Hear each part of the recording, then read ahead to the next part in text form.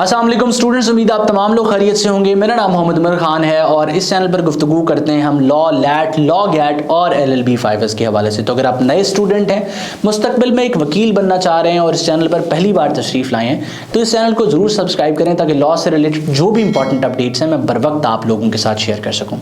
आज की इस वीडियो में मैं आप तमाम लोगों के साथ अपनी 5S की जो LLB की जर्नी है वो शेयर करने वाला हूँ, क्योंकि आप तमाम लोग जानते हैं कि कुछ दिन पहले मैंने कम्युनिटी टैब पर एक पोस्ट डाला था जिसमें आप तमाम लोगों के साथ मैंने अपनी लाइफ का एक इंपॉर्टेंट इवेंट जो है शेयर किया था, जिसमें after completing my LLB 5S मैं जो है ना अपने टीचर से, अपने मेंटोर से और अपनी फैमिली मेंबर से जो है ना लाइसेंस रिसीव कर रहा था। अब उसमें इस तरह से है कि क्योंकि बहुत से लोग नहीं जानते होंगे कि मैं एक ऐसी फैमिली से हूँ जिसमें तकरीबन तमाम लोग ही शोबा वकालत से ताल्लुक़ रखते हैं और हमारे यहाँ पे जो है ना बजाय इसके कि हम MBBS या मेडिकल की तरफ जाएँ, हमारी ये इंटरेस्ट होती है और प्राइमरी गोल होता है कि हम लॉ को अपना प्रोफेशन बनाएं और लॉ की तरफ जो है वो मूव करें। तो अब मुझे उस पोस्ट को करने के बाद बहुत से क्वेश्चंस रिसीव हुए कमेंट्स में भी और साथ में व्हाट्सएप पे भी, कांग्रेचुलेशंस के साथ साथ, कि हमें वो प्रोसेस बताया जाए जिसके थ्रू आपने लाइसेंस लिया है। क्या लॉ कंप्लीट करने के बाद फ़ौरन लाइसेंस मिल जाता है या क्या एक प्रोसेस होता है? तो मैंने ये चीज़ महसूस की कि यूट्यूब पर इस तरह की वीडियोज़ नहीं है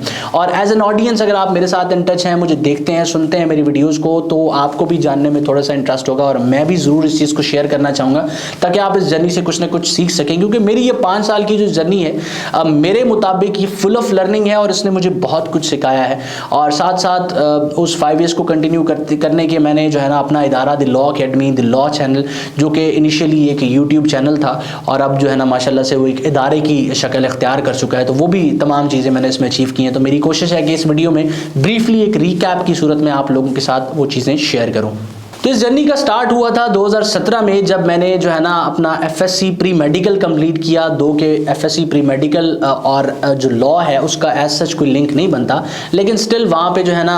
जिन कॉलेजेस में मैं एडमिशन लेना चाह रहा था वहाँ पे FA की कोई जो है ना ऑप्शन अवेलेबल नहीं थी। तो मैथ से मुझे थोड़ी सी चिढ़ थी, इस वजह से मैंने प्री मेडिकल को कंसीडर किया, लेकिन एज सच मेडिकल में, मेडिसिन के शोबे में जाने का मेरा कोई शौक नहीं था। FSC प्री मेडिकल को कंप्लीट करने के बाद मैंने जो है ना इस्लामिया यूनिवर्सिटी भावलपुर में ही लॉ के लिए अप्लाई किया था और वहीं पे मेरा लॉ में एडमिशन हो गया था। 2017 से 22 के बैच का मैं स्टूडेंट था। इनिशियली क्योंकि 5 साल का जो लॉ है उसमें आप देखते हैं कि पहले साल में और जो दूसरा साल है उसके स्टार्ट में कुछ ऐसे सब्जेक्ट्स हैं जिनके लॉ के साथ लोगों को लगता है या एक स्टूडेंट को लगता है, एटलीस्ट मुझे भी ये लगता था कि कोई ताल्लुक नहीं है। जिस तरह से वहाँ पर आपको अंग्रेजी पढ़ाई जाती है, अब अंग्रेजी तो मैंने कहा यार मैंने FSC में भी पढ़ी है, इसके साथ आपको वहाँ पर पॉलिटिकल साइंस पढ़ाई जा रही है, उसके बाद इकोनॉमिक्स पढ़ाई जा रही है। मैं परेशान होता था कि ये सब्जेक्ट्स तो मैंने कभी भी नहीं पढ़े, लेकिन वो आपको पढ़ने पड़ते हैं और उसमें मैं लीस्ट इंटरेस्टेड था और मैंने उसमें कोई एज सच इतना ज़्यादा स्कोर नहीं किया, लेकिन स्टिल एक डिसेंट स्कोर ज़रूर किया। उसके बाद इस तमाम चीज़ का आगाज़, इस यूट्यूब चैनल का आगाज़ और मेरी इस तमाम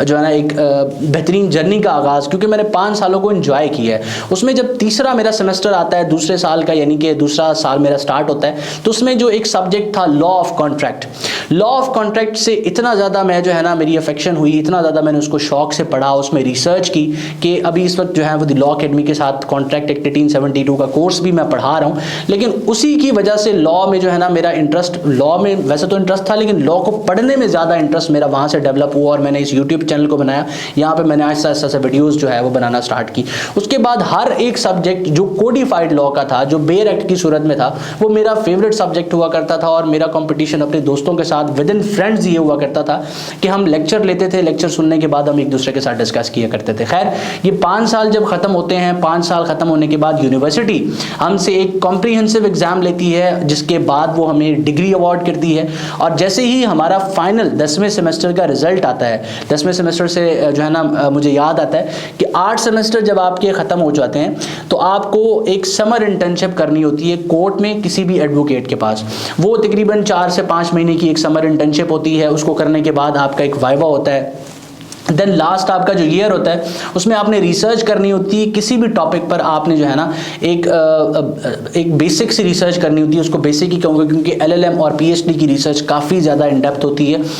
तो एक 8000 से 12000 वर्ड्स की आपने रिसर्च करनी होती है और वो एक थीसिस की सूरत में आप वहाँ जमा करवाते हैं, उसका भी आपसे वाइवा लिया जाता है। 10 सेमेस्टर्स आपके कंप्लीट होते हैं, फिर आप जो है एक कॉम्प्रिहेंसिव एग्जाम देते हैं। कॉम्प्रिहेंसिव एग्जाम में आपने LLB में अब तक जो भी पढ़ा है वो आपसे यूनिवर्सिटी पूछती है। एक बड़ा ही ही जो है ना इन डेप्थ किस्म का टेस्ट होता है, उसके बाद आपको डिग्री अवार्ड कर दी जाती है। और जैसे ही 10वें सेमेस्टर का आपका फाइनल रिजल्ट डिक्लेयर होता है, यहाँ से आगे कहानी स्टार्ट होती है कि आपने फिर जाके कोर्ट में इंटीमेशन जो है ना अपनी किसी सीनियर के साथ आपकी जो कंसर्न प्रोविंशियल बार काउंसिल होती है वहाँ फाइल करनी है। मतलब अपनी बार काउंसिल को ये बताना है, और बार काउंसिल कौन सी, सूबे की, हमारे 4 सूबे हैं तो 4 हमारी बार काउंसिल्स हैं। तो बार काउंसिल को आप बताते हैं कि अब मैंने फलां एडवोकेट के साथ जिसका एटलीस्ट 10 साल का एक्सपीरियंस है, उसके पास जो है वो इतने इतने केसेस हैं, उनके साथ आप अपनी प्रैक्टिस स्टार्ट कर चुके हैं, और अब जो है अगले 6 महीने के अंदर आपकी वो इंटीमेशन कंप्लीट हो जाती है। तो 6 महीने की डेट, वो ऑनलाइन पोर्टल है उसमें दिन चलते जाते हैं, 6 महीने जब कंप्लीट होते हैं उसके बाद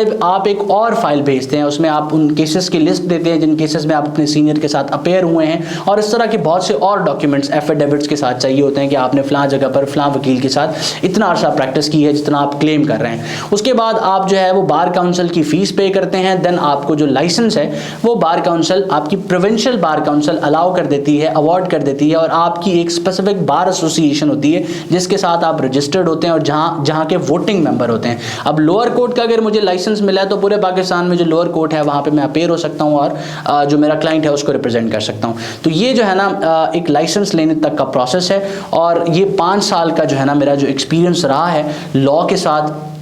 वो इस तरह से फुल ऑफ लर्निंग रहा है। क्योंकि मेरी जो गैदरिंग थी, मैं आपको अगेन कहूँगा, अब ये वो उन चीज़ों से हट के एक हमारी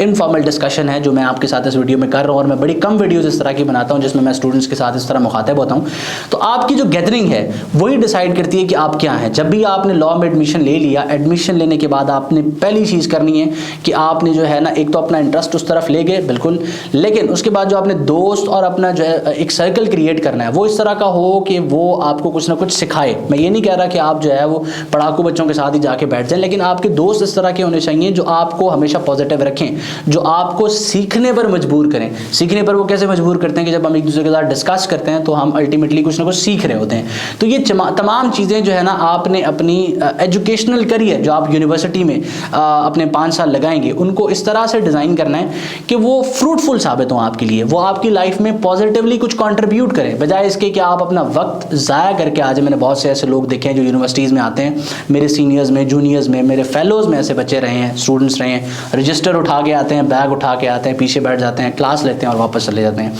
सीखने के साथ, लर्निंग के साथ उनका कोई ताल्लुक नहीं होता। तो आपने ऐसे स्टूडेंट नहीं बनना। अगर आप एक कामयाब वकील बनना चाहते हैं, एक काबिल वकील बनना चाहते हैं, इस प्रोफेशन में एज एन एडवोकेट सर्व करना चाहते हैं, जुडिशियल ऑफिसर सर्व करना चाहते हैं, या एकेडमिक्स में सर्व करना चाहते हैं,